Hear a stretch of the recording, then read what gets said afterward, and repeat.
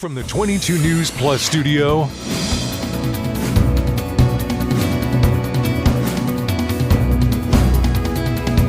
this is 22 News in Focus with Patrick Berry. Hello, everyone, and welcome to this edition of InFocus. I'm your host, Patrick Berry. We're here in the 22 News Plus studios, and we're having a fabulous and fantastic conversation today to talk about solar energy and powering your home. Sitting across the desk from me today is the president of Northeast Solar, Greg Garrison. Greg, thank you for joining me. I appreciate your time coming in today.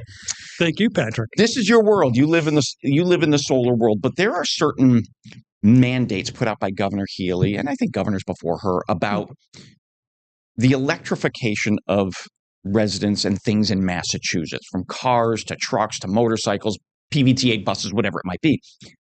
But electrifying our homes is on her agenda, isn't it? It is. It is primary, I think, in the agenda. So I got started in solar about 15 years ago. Okay. And one of the things that really interested me was I heard a speech at the time from one of the directors of the administration at that point. And they were talking about the amount of energy dollars that flow outside of our communities. Like we write a check to the fuel oil company, we write a check to the electric company, and all that energy goes somewhere else, and all those money. So electrification of homes is, and specifically with solar, is a way of keeping those energy dollars local and reducing our dependence on fossil fuels. Okay. So that is how it's all tied together with the current climate goals that the Healy administration set up, for 2050. Electrifying homes is key on that. And that, obviously, when we're talking about electrifying homes, everybody has electricity. It's just how that electricity is generated for each individual home.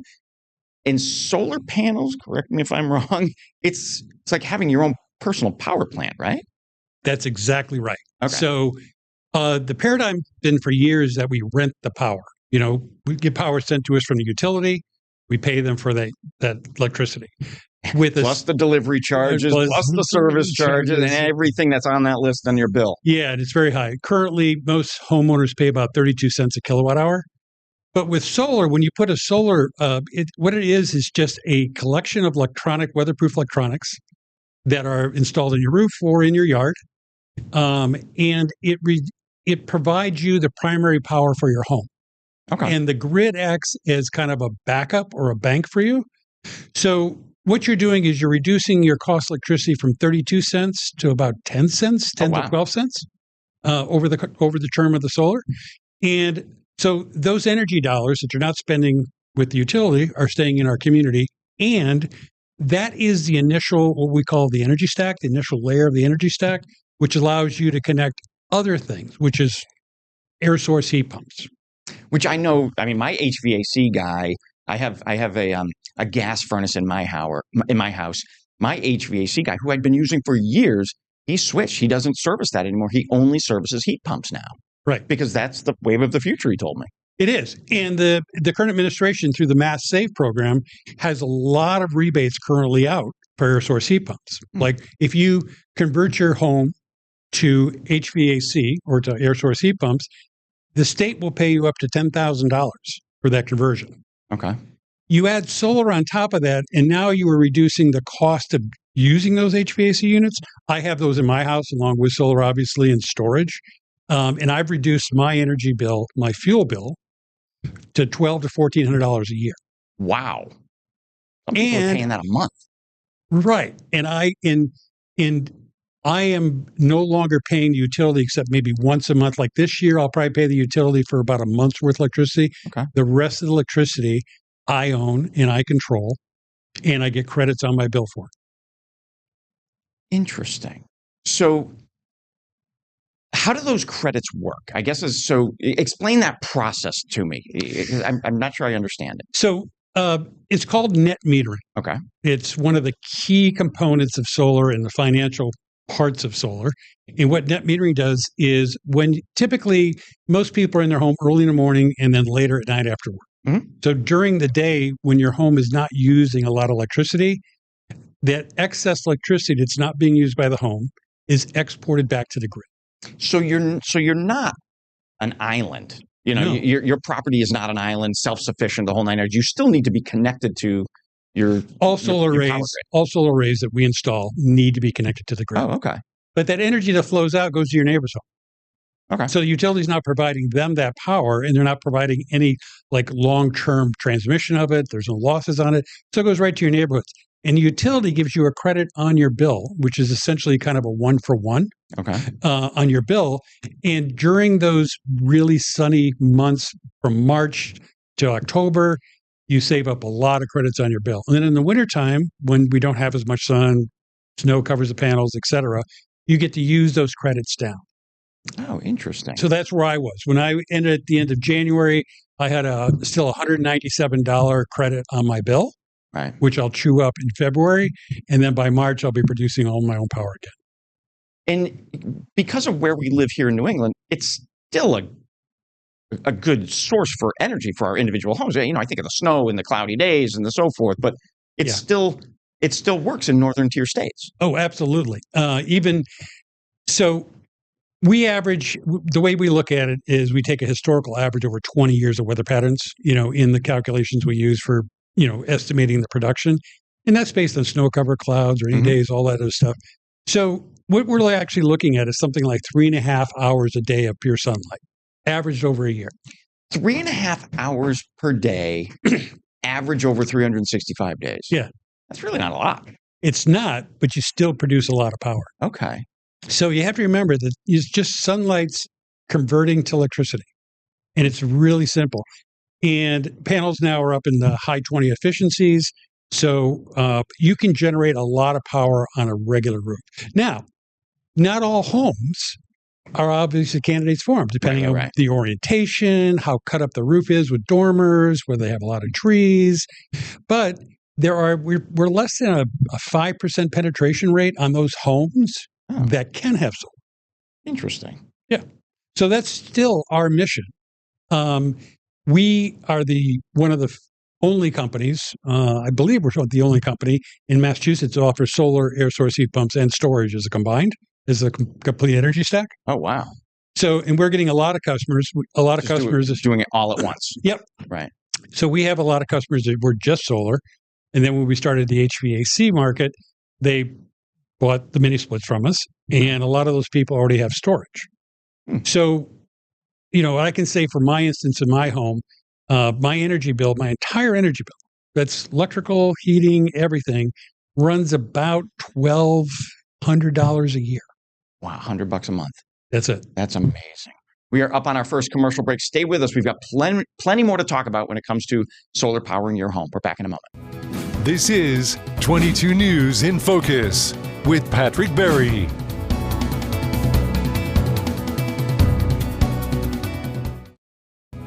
This is 22 News in Focus with Patrick Berry. Welcome back, everyone, to this edition of InFocus. Greg Garrison, he is the president of Northeast Solar. He is across the desk from me today. We're talking about solar powering our homes. You know, Greg, I would be remiss if I didn't ask you, I should have asked this first. How does solar power work? You get this big glowing ball of sun in the sky, and then I plug my phone into charge in the wall. How does it get from there to there?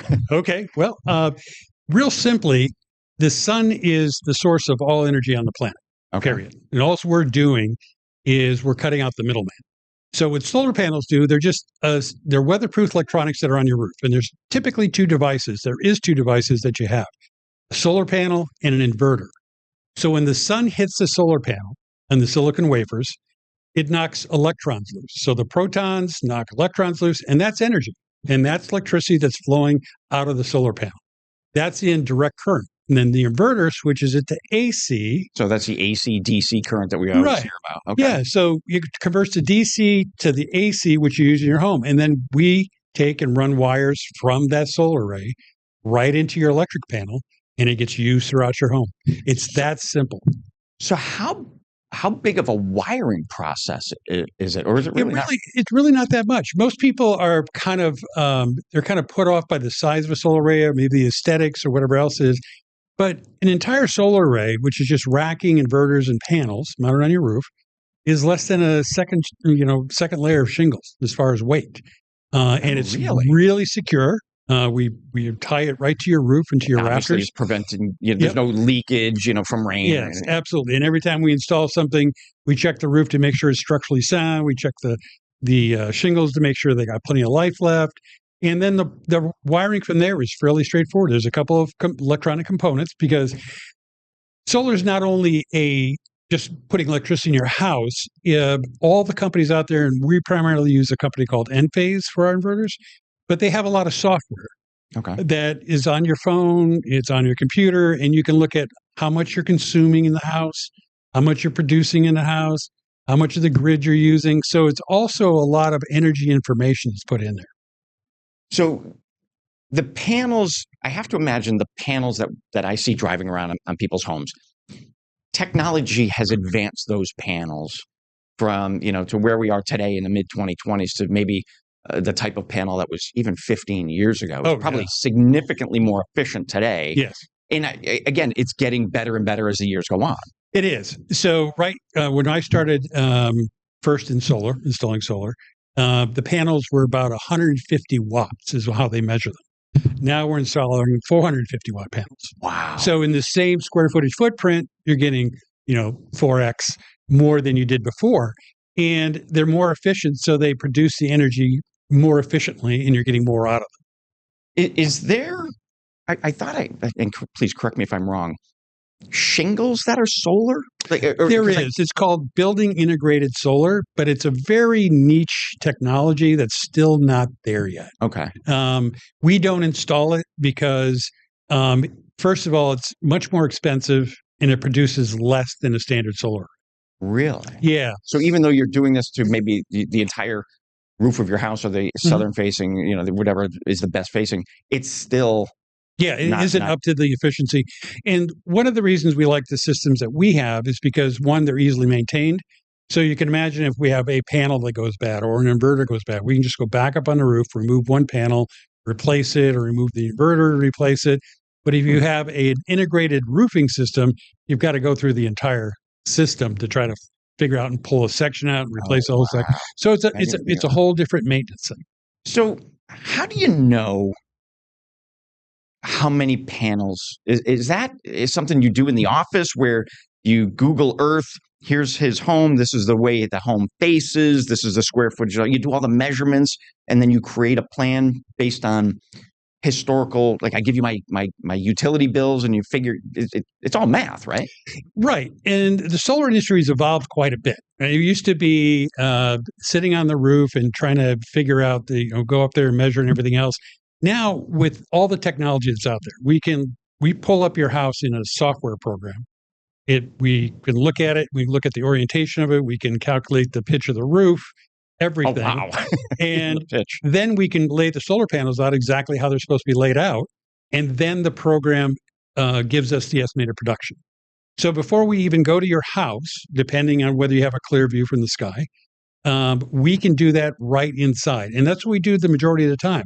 And then we'll go out. We're one of the few companies out there that will actually still go to your home for free and give you a complete assessment. We'll do the whole walkthrough. When you talk about the walkthrough, do you need to go into the attic space? Yes. Just to see what's there and the support system and make sure it's... Right, because every solar array that we install has to have a structural letter from a structural engineer.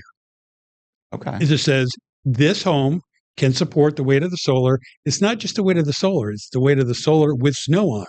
Oh, right. Like wet snow. We want to make sure. And sometimes we do part of what we do, and the first $1,000 of any supports restructuring, we do in-house. So we'll, brace the roof. And then we go down the electrical panel to make sure the electrical panel is sufficient for what we want to do. Then we take a walk around the outside of the house to see where the best way to bring the wires through. Typically, we go through the attic so you don't see them and pop them outside. So, yeah, it's a whole comprehensive site visit. We are up on our second commercial break. A fascinating conversation here with Greg. So please come back in just a few minutes. We'll join us for that. This is 22 News in Focus with Patrick Berry.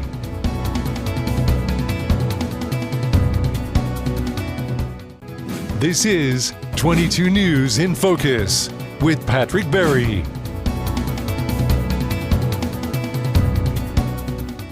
Welcome back, everyone, to this edition of InFocus. Greg Garrison, the president of Northeast Solar, is sitting across the desk from me today. Greg, thank you for joining me. We're talking about solar powering our homes. It is, I think we need to understand that this is the wave of the future. I mean, yes. Governor Healy has put a plan in for 2050 or something like that.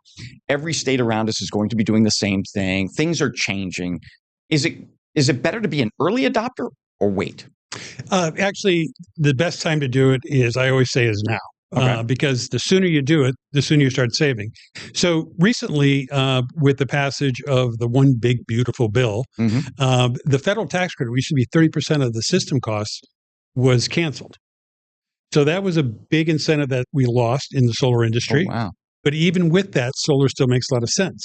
The state offers a $1,000 tax credit, and when you put solar in your house, you increase the value of your home. But in Massachusetts, you don't pay any property tax assessment on solar. Really? So it's a gimme.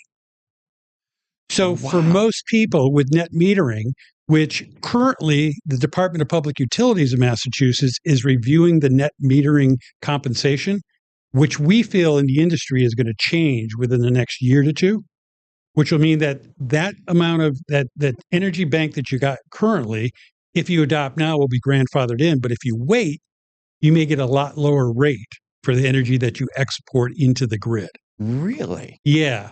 So not only are they going to be changing what we call volumetric rate, you just pay a price per every kilowatt you use, they're probably going to time of use, which means you're going to pay more in the morning, less in the afternoon, and more at night.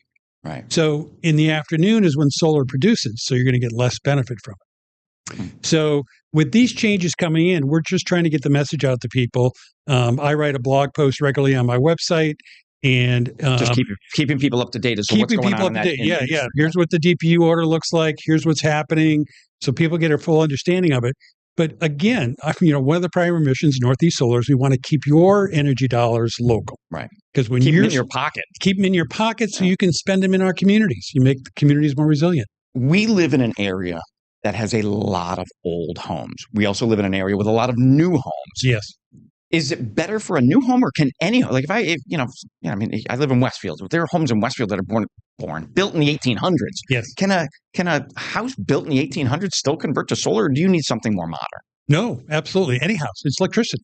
We're just putting electricity into the house. So it doesn't matter. No. It just matters, right. So, you get into older homes. Obviously, you got some structural you may have to consider. But other than that, we've put homes, we've installed in 1,700 homes. We've installed in brand new developments. So, yes, we've installed the whole gamut.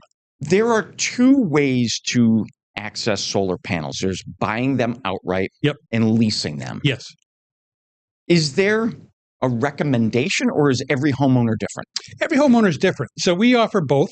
It's not really a lease. It's called a PPA, a power purchase agreement. Okay. But our power purchase agreement, unlike the other companies that are out there, we offer zero escalation year over year. What does that mean? So it means that if you're going to get charged 20 cents a kilowatt hour for putting the panels on, and this is with no money down, no cost up front, and free maintenance for the life of the system. Wow. You get a fixed rate and it never increases, because we believe in no escalation. Once you fix your energy costs, you keep your energy costs.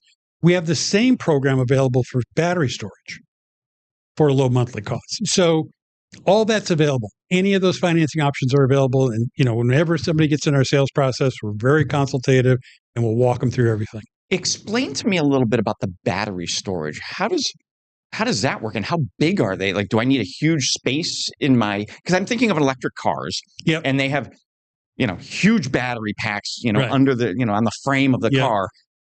And that's a small car. I have to imagine a home. And do I need a separate room for battery storage? Well, the only reason you need a separate room is because if you install it inside in a living space, they want to make sure that it's fireproof. But mostly we install on the outside of the home. Oh. So you're talking about a 4-foot by 3-foot with a couple other components on there. Probably not much bigger than my air conditioner handler. Yeah, outside. So those are pretty straightforward. And I have storage in my house, and the way that I use it is during the day when the solar comes up, I charge my battery first. As I'm using electricity in the home, I charge my battery first. And then when the solar's done, at the end of the night, sun starts to go down, my battery feeds my house throughout the evening. Wow. So you're rarely tapping into the grid. Rarely tapping into the grid. But I'm still exporting enough to get credits throughout the year.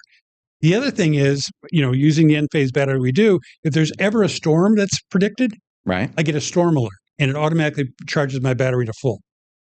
So if the power goes out, I have a full battery. So if I'm out of state, I'm traveling somewhere, the storm alert comes on, I know my house is protected. Because you don't have to worry about losing electricity, all the food in your fridge, all that. What about, I have to imagine tying in an electric vehicle. Yep. Like I'm on the cusp. I'm really close to buying an EV. I really am, right? I drove an EV down here. What's that? I drove an EV. Did you really? Down here. Okay. So but what I want to do is I want to be self-sufficient. Yep. And the way you just described your own house, you've got the battery pack, you've got the solar panels. So your EV is self-sufficient. You're not.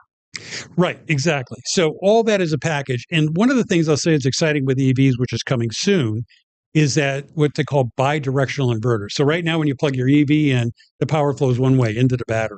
Right. But the new bidirectional chargers that are coming out, when the power goes out, your car ends up being your battery backup. So the power will flow back into your house to help support your home. So hopefully your car's charged. Well, right. All this is programmable in the app. So it says don't use the power in the car unless it's over 75% charged. Okay. So you can control all that. Everybody will be surprised how technology driven this energy focus is. So you have full information, programmability, everything. We've got about a minute or so left. Is solar, obviously, I have to imagine solar is a good decision. I've been in my house almost 23 years. So if you're in your home for a long haul, that's the better decision. However, can I sell it to the next person? Oh, absolutely. Okay. Yeah, it happens all the time. And I would tell you that, one, it increases the value of your home. Right. You mentioned that earlier, right? Right. So, and the transition for the solar is super simple. And we manage it all the time. Really? Yeah. All right. Most important question. How do people get in touch with you if they want to learn more about solar? You said free consultation, come out to the house? Yep. So the best way to reach us is through our website, which is northeast-solar.com. And that has all of our information. And our phone number is 413-247-6045. And you guys are in Hadley? Hadley. Perfect. Right around the corner. No, Hatfield. I'm sorry. Hatfield. You tripped me up. Another H city up in Yeah, we're local, 4 counties. We are here for 15 years, just serving Western Mass. Greg, thank you so very much for educating me and our viewers about solar power. Greatly appreciate it. Yeah, had a great time. This is 22 News in Focus with Patrick Berry.